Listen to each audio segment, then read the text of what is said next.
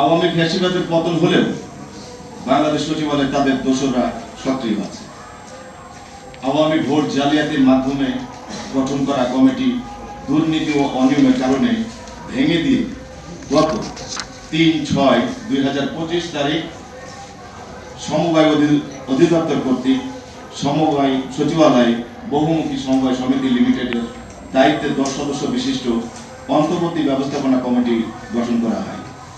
যথারীতি কমিটির সম্পাদক জনাব মোহাম্মদ মুজিবুর রহমান, বর্তমান কমিটির সম্পাদক জনাব মোহাম্মদ মুজাহিদুল ইসলাম সেলিমকে গত 23/6/২০২৫ খ্রিস্টাব্দ তারিখ দায়িত্ব বুঝিয়ে দেন।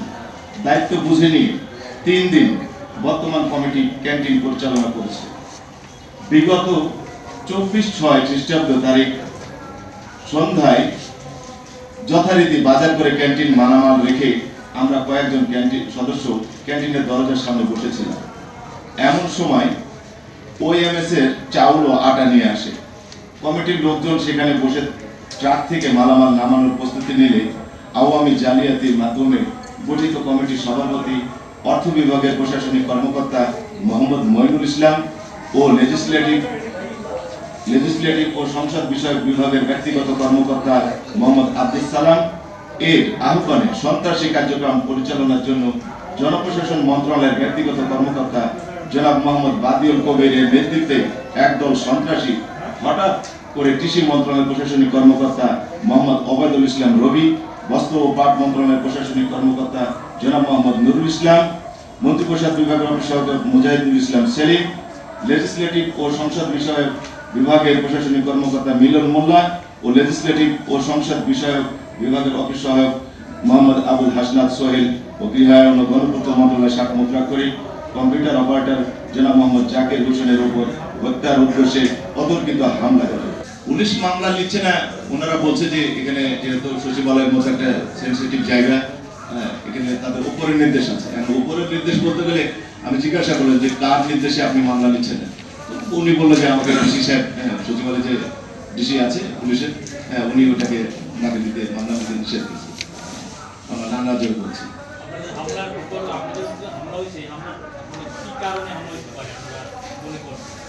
হামলাটার এখানে কারণ হচ্ছে, আমরা দীর্ঘদিন আপনারা জানেন যে আপনাদের মাধ্যমে আমরা দেশবাসীকে জানিয়েছি, বিশেষ করে 18 লক্ষ কর্মচারীদের যে একটা প্রাণের দাবি, সেটা হচ্ছে কালো আইন। কালো আইনের বাতিলের উদ্দেশ্যেই আমরা কিন্তু সচিবালয়ে একত্রিত হয়েছিলাম এবং আন্দোলন সংগ্রাম করে যাচ্ছি। হঠাৎ করে 3 তারিখে এই সমবায়ের একটা কমিটি গঠন দেয়, সেটা হচ্ছে সমবায় অধিদপ্তর থেকে এটা আসছে। এই কমিটি এখন একটা জিনিস কি, তারা ছিল নির্বাচিত পূর্বের কমিটি, ওনাদের দুর্নীতির জন্য এখানে কেউ দরখাস্ত দেয়। এই দুর্নীতির তদন্ত হওয়ার পরে আমরা একটা দরখাস্ত দিয়েছিলাম যে আমাদেরকে কমিটিটা দেওয়া হোক। এইভাবেই ওনারা এই কমিটিটা 3 তারিখে দিছে।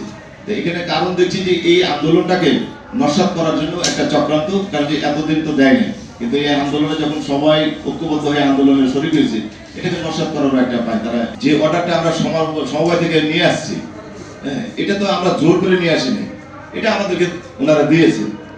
এখন এটাকে কেন্দ্র করে ওনার মন্ত্রণালয়েরই ওই যে আগে যে সম্পাদক ছিল মুজিবুর রহমান, উনি আমাকে যথারীতি